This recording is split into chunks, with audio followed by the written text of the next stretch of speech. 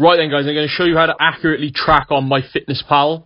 The key thing with MyFitnessPal is making sure that you're weighing out your foods, especially to start with, so you've got a rough idea of what the correct portions are. So if a client or anyone really is tracking on MyFitnessPal and they are not losing fat, even though they're claiming to have a certain amount of calories which they should be losing fat on, chances are something's not tracked correctly on MyFitnessPal, alright? So they're probably not weighing out the food and stuff like that. So we're going to go on the diary at the bottom. Obviously you've got all the different times of day you're going to be eating. Doesn't really matter where you put them, but I'm going to go breakfast, for example. Alright, so I've clicked on breakfast. Now you've got two options of tracking your food. First of all, you can see I've got a history, because I've obviously been using this for a while. I've got a history of all the foods I use, which is useful when you've obviously been tracking for a while. You tend to have similar portions of meals again, so you can track that quite easily. Alright, but if it's a new food or you're new to MyFitnessPal, you're going to need to start off from scratch. So you've got the barcode option next to search food on the right. Okay, so you've got the location and then the barcode option. As you can see, obviously I've got nothing to scan at the moment, but you'd scan the barcodes and that would allow you to see what calories, etc. was in there. Alright, you need to make sure that, again, though, it's in portions. The same as if you search for food. So let's, for example, let's say, I know it's a bit weird for breakfast, but as an easy example, I have chicken breast for breakfast. Okay, so I need to type it in as accurately as I can. So the first thing I need to do is work out whether I'm going to weigh out raw or not. I tend to do raw. So what I'm going to type in, I'm going to type in raw chicken and breast. Okay, it has to be that accurate. Chicken thigh might be completely different. Cooked chicken breast will be completely different. You need to make sure it's as accurate as possible. So I'll type in search. Okay, now the one with a green tick is the one we always want to use, and you can see you've got an option where if you tap only, it's got all of that. All right, so I've got chicken breast. I just tend to go with the top one, which has got a green tick on it. All right, so if I go tap on there, raw chicken breast. All right, it's got the calories, it's got the protein, it's got the fat, etc., etc. Now, this is based off if you have 100 grams. Now, if you haven't weighed it, you're not going to know whether you've had 100 grams of it or 200 grams of it or whatever. And that is the difference between whether you're going to be losing fat or not, or whether you're going to be putting on muscle or not, whatever the goal is.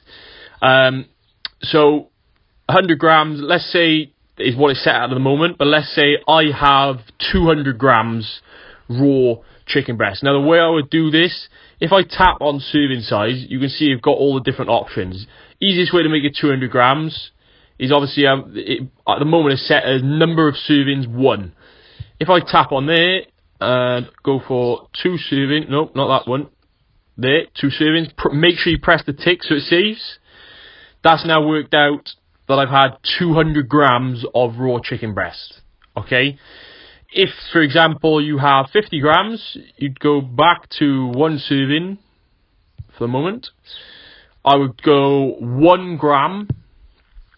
Okay, so there's 1 gram there. Obviously, I'm not having 1 gram, but what I need to do is, obviously, you can see if I go back, there's no option for 50 grams. If I put 100 grams, I could put half a serving, but the easiest way I would do it is 1 gram, tick, number of servings is going to be, oh, we've gone past it, 50. 50 times 1 is 50 grams. Make sure you press the tick, and as you can see, it shows 55 calories, 0.5 grams of fat, 15.5 grams of protein. Make sure then you press the tick at the top right corner, and that's tracked that there for you. Okay? This needs to be applied for everything. I'm going to show you another example just with liquids. So let's say I have orange juice. I need to be as specific as possible with orange juice. So I'm going to say Asda orange juice. Okay, you've got to say where it's from or whatever the make is. And I press search. Okay, and I'm going to look for the green tick. Whoop. Okay, now obviously most of the time you would track this with by scanning it, because it's normally coming in a carton, so it's a lot easier with this one. But let's say that, let's go with simply orange. Okay, I'm guessing that is Asda's own. Now you need to make sure, again, you've got the correct serving size. So if I go serving size, most people will tend to do it in milliliters. You can see it's got 237 milliliters. That normally means that's like a general guided recommended portion. But let's say I have 500 milliliters. So I'll press there. Oh, wait a sec. I realised I messed that up because that won't work. So let's say I did have 237 milliliters. And then, I had 2 servings of it. Okay, that's going to work out roughly at 500 milliliters. It's a little bit less, and that's completely fine. If it's a little bit less, a little bit more. As you can see, I've worked out my calories now. 220 calories, 52.1 grams of carbs, 0 fat, 4 grams of protein. Again, make sure I press the tick, and then as you can see, it's adding up to my calorie goal at the top. Okay. Key thing then is just make sure you're tracking everything, every liquid, every bit of food you have, whether it's good or bad, completely fine. Just make sure the portions are correct, and that's you sorted, guys. All right.